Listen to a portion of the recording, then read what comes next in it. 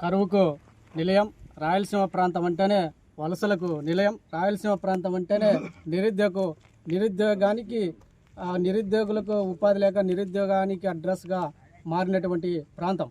అట్లాంటి ప్రాంతంలో రాయలసీమ ప్రాంతంలోని కడప జిల్లాలో ఉక్కు ఫ్యాక్టరీ పెట్టి ఉక్కు పరిశ్రమలు స్థాపించి నిరుద్యోగ సమస్యను పరిష్కారం చేసి నిరుద్యోగ యువతీ యువకులకు ఉపాధి కల్పిస్తామని చెప్పేసి ఆనాడు పార్లమెంటు సాక్షిగా కేంద్ర ప్రభుత్వం విభజన చట్టంలో రూపొందించడం జరిగింది. కానీ ఈరోజు దౌర్భాగ్యం ఏంటంటే అసలు పార్లమెంటు సాక్షిగా పార్లమెంటులో చట్టం చేసినటువంటి ఆ చట్టానికే దిక్కులేనటువంటి పరిస్థితి ఈరోజు పాలక వర్గాలు వ్యవహరిస్తున్నటువంటి పరిస్థితి ఉంది. ఇప్పటికి అసలు కడప జిల్లా ఉక్కు ఫ్యాక్టరీ అంటేనే ఇది శంకుస్థాపనల ఫ్యాక్టరీగా, శంకుస్థాపనల పరిశ్రమలుగా, ఇది శంకుస్థాపనలకే పరిమితిగా మారినటువంటి పరిస్థితి ఈరోజు ఉన్నటువంటి పరిస్థితి ఉంది. కాబట్టి ఒక ఆయన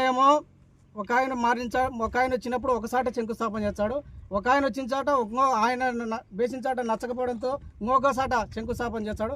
ఇట్లా పూర్తిగా ఆ శంకుస్థాపనలకే ఈ కడప ఉక్కు ఫ్యాక్టరీని మార్చినటువంటి పరిస్థితి ఉంది. మేము ఈరోజు ఈ సందర్భంగా ఈ రాష్ట్ర ప్రభుత్వాన్ని, కూటమి ప్రభుత్వాన్ని, పవన్ కళ్యాణ్ గారిని, చంద్రబాబు నాయుడు గారిని, లోకేష్ గారిని అడుగుతా ఉన్నాం. అయ్యా, మీరు కడప జిల్లాలో మహానాడు నిర్వహించినప్పుడు మహానాడు వేదికగా మహానాడులో మీరు హామీ ఇచ్చారు. మేము కడప జిల్లాలో వెంటనే ఉక్కు పరిశ్రమ పనులను ప్రారంభించి ఉక్కు పరిశ్రమను పూర్తి చేసి ఈ జిల్లాలో వలసలను, నిరుద్యోగులను సమస్యను అన్నిటిని కూడా నివారించి ఇక్కడుండే యువతీ యువకులకు ఉపాధి అవకాశాలు కల్పిస్తామని చెప్పేసి ఆ రోజు మహానాడు వేదికగా ఈ రాష్ట్ర ముఖ్యమంత్రి చంద్రబాబు నాయుడు గారు ప్రకటన చేయడం, హామీ ఇవ్వడం జరిగింది.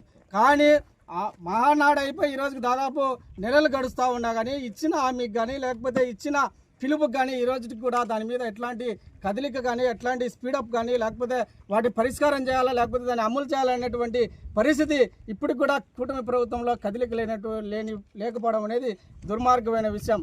ఏదో వస్తారు, ఒక ప్రకటన చేస్తారు, ఏదో ఇక్కడుండే జనాలను మభ్యపెట్టడానికి, ఇక్కడుండే నిరుద్యోగులను ఆశ మీద నీళ్లు చల్లడానికి వాళ్ళ చిన్న వర్కులు చేయడం, లేకపోతే కాంపౌండ్ వాళ్ళు కట్టడం, లేకపోతే ఇంకా చిన్న వర్కులు చేసి ఇక్కడుండే ప్రజలను మభ్యపెడుతున్నారు తప్పితే సీరియస్నెస్గా లేకపోతే ఒక చిత్తశుద్ధిగా ఒక ప్రణాళికంగా ఇక్కడ ఖచ్చితంగా ఉక్కు ఫ్యాక్టరీని నిర్మించాలా, ఉక్కు పరిశ్రమను స్థాపించాలా, ఆ విధంగా నిరుద్యోగ సమస్యను పరిష్కారం చేసి ఈ కడప జిల్లా రాయలసీమ అభివృద్ధికి దీన్ని ఉపయోగపడే విధంగా చేయాలనే ఆశయం కానీ లేకపోతే ఆలోచన కానీ ఈరోజు ఈ రాష్ట్ర ముఖ్యమంత్రులకు కానీ ఇప్పుడు వచ్చిన ప్రభుత్వాలకు కానీ లేకపోవడం అనేది చాలా బాధాకరమైన విషయం.